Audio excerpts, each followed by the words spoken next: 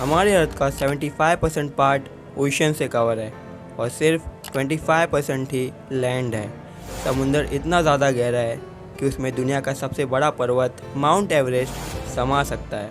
लेकिन एक हैरानी की बात यह है कि उन 75% में से अभी तक हम सिर्फ 7% हिस्से को ही एक्सप्लोर कर पाए हैं। और मेरा आप सभी के लिए एक सवाल, समुंदर कितना गहरा है? अगर सिंपल भाषा में कहो तो समुंदर इतना गहरा है कि आप उसका अंदाज़ा भी नहीं लगा सकते और जिसमें सऊदी की बुर्ज खलीफा बिल्डिंग बड़ी ही आसानी से डूब सकती है। लेकिन सवाल आखिर वहीं का वहीं रह गया ना कि इतने साइंटिफिक एडवांसमेंट के बावजूद क्यों अभी तक हम सिर्फ 7% ओशंस को एक्सप्लोर कर पाए हैं।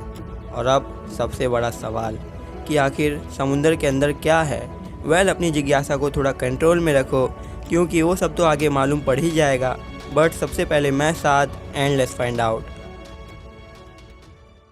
अब सोनार की मदद से जब समुंदर की गहराई को नापा गया तो टोटल उसकी डेप्थ 10,945 मीटर के आसपास निकलकर सामने आई, जिसमें 13 बुर्ज खलीफा जैसी बिल्डिंग फिट हो सकती है और एक इंसान बिना ऑक्सीजन सिलेंडर के समुद्र के सिर्फ 35 मीटर की गहराई तक जा सकता है।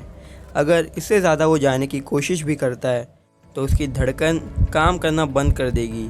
और मान लेते हैं अब उसने ऑक्सीजन सिलेंडर भी लगा लिया है तो उसकी मदद से वो ज़्यादा से ज़्यादा 450 मीटर की डेप्थ तक जा पाएगा, क्योंकि जैसे वो और अंदर जाएगा वैसे ही पानी का प्रेशर भी बढ़ता रहेगा। अब इसे थोड़ा और गहराई में जाए यानी कि 500 मीटर अंदर, तो ये वही जगह है जहाँ पर सबसे बड़ी मछली ब्लू व्हेल रहती है। 500 मीटर से ज़्यादा अंदर ब्लू व्हेल नहीं जा सकती।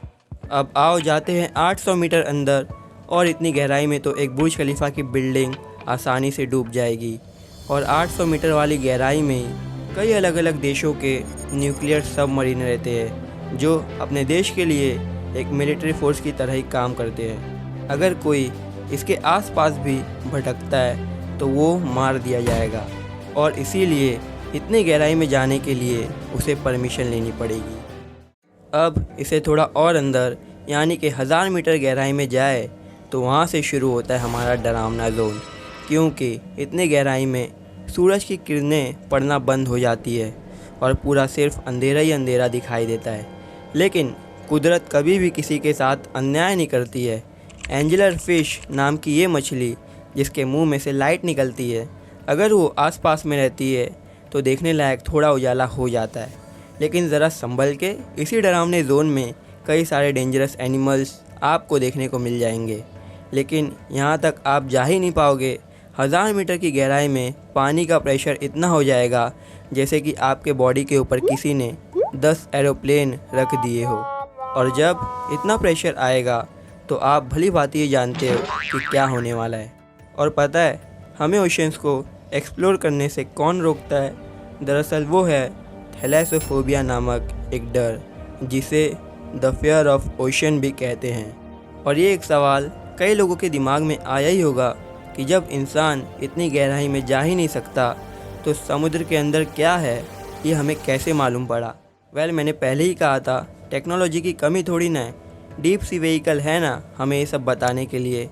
और इसी व्हीकल ने तो टाइटैनिक को अटलांटिक ओशन में ढूंढ निकाला था, और वो भी पूरे 73 साल बाद।